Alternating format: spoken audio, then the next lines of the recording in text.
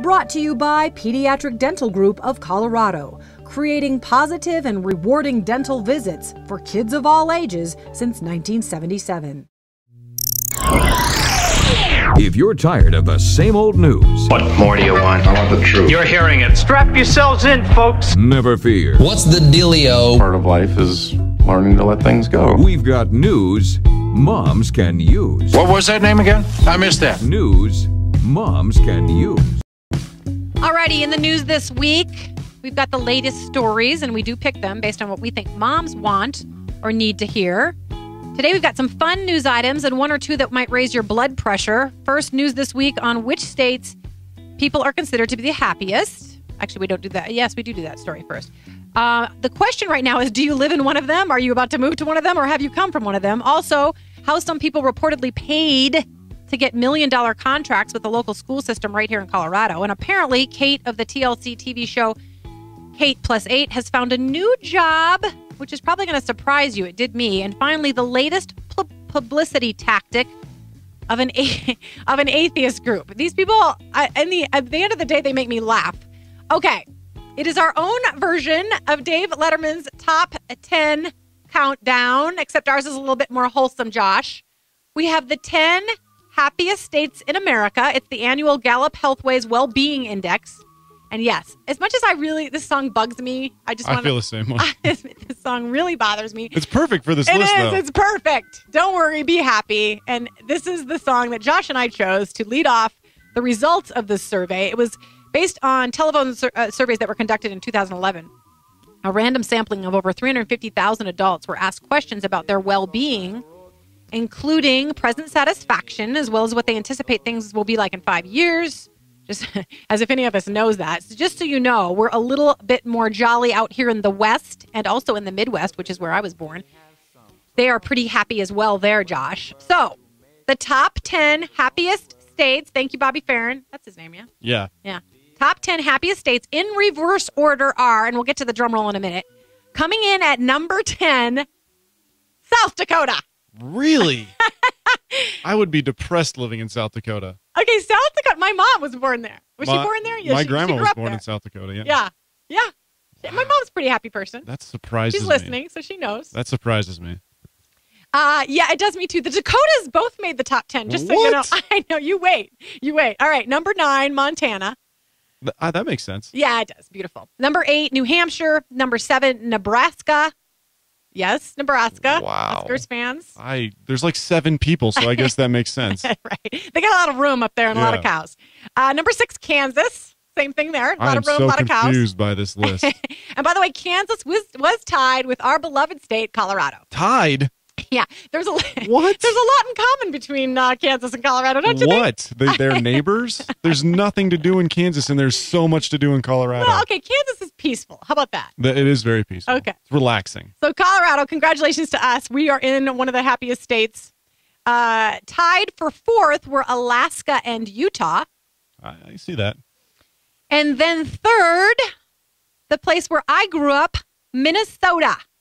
There's a lot of cold weather states on this list. Super cold, but you force yourself to be happy. It's true. You smile through the below. Well, you're forced sub-zero. to be around people all day because you're all inside. That's right. That is right. All those tunnels everywhere through the Twin Cities. Okay, and then number 2, North Dakota. Wow.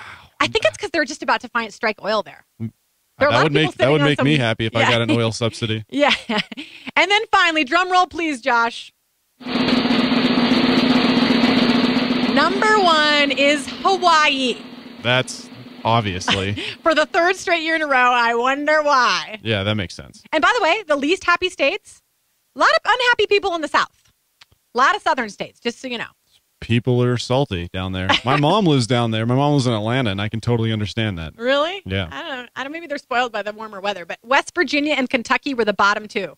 I've been to West Virginia, and I totally understand that. Note to self, yeah. Never move to West Virginia or Kentucky. Or just don't visit. That's probably simple enough. We may not have time for all the news, so I might have to bump it to the next segment. But also in the news, a pretty scathing story in the Denver Post online yesterday. According to the Post, every year from 2007 through 2010, Adams County voters in the Mapleton School District were asked to approve a massive reconstruction of their school buildings through bonds. During those school bond campaigns, a single construction company and its employees kicked in more than $30,000 in cash to help persuade voters that these projects were necessary. So those construction companies kicked in that money. When the bond issue finally passed, the company that had contributed all that cash to the school board campaign, according to the Denver Post, the Neenan Company, was handed a $53 million contract to build 5 new schools and expand a 6th. The Mapleton District also chose Neenan to carry out $5 million worth of smaller projects. During the same campaigns, one bond underwriter, George K. Baum and Company, also contributed approximately $30,000 in campaign services.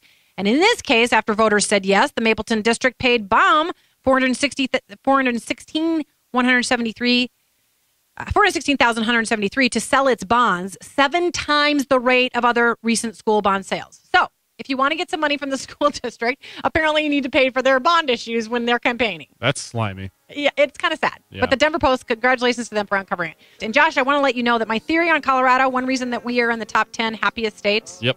gas prices. Yeah, seriously. I believe we have the lowest gas prices in the nation. I was in Arizona last weekend, and it was $4 for 87. We have 85, so we can get the lower price on that, but 87 was $4 a gallon. Yeah. Yeah. Crazy. That's one reason we're happier. We're not as bad off as some of those other states. All righty. First, you knew them as TV's John and Kate +8, and then as Kate +8 after a divorce, and then not a TV show at all.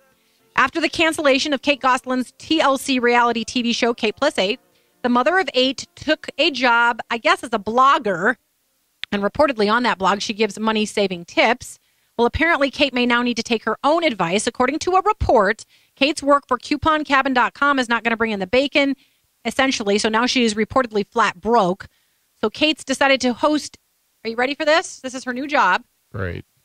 Josh, don't be so skeptical and cynical about this poor woman. She's going to host a Royal Caribbean cruise. Wow. And where is she going to, when is she going to have time to be the mother of those 8 children? I guess they're coming on the cruise. It's a free cruise for them. Wow.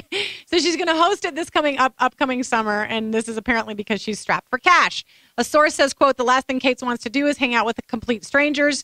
But again, my point is proven once again on this show. Sometimes turning somebody into a celebrity does not really improve their life. No, I just feel bad for those children. Yeah, I do too. She just exploited those kids for money. I mean, her husband was responsible for that too. Absolutely. Yeah. There was 2 people playing that role, but still. I mean, I get it initially. I mean, the other folks, I can't think of their names right now, that have 19 children, the Duggars.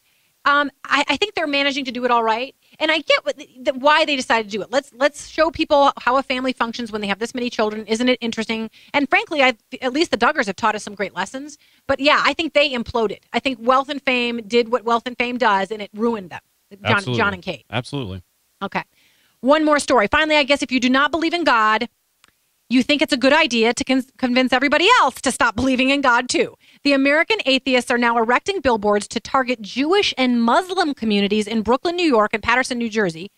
The billboards are set to be unveiled on Monday and are predicted to stir up some controversy. Written in both Hebrew and English, the sign proclaims, you know it's a myth, and you have a choice.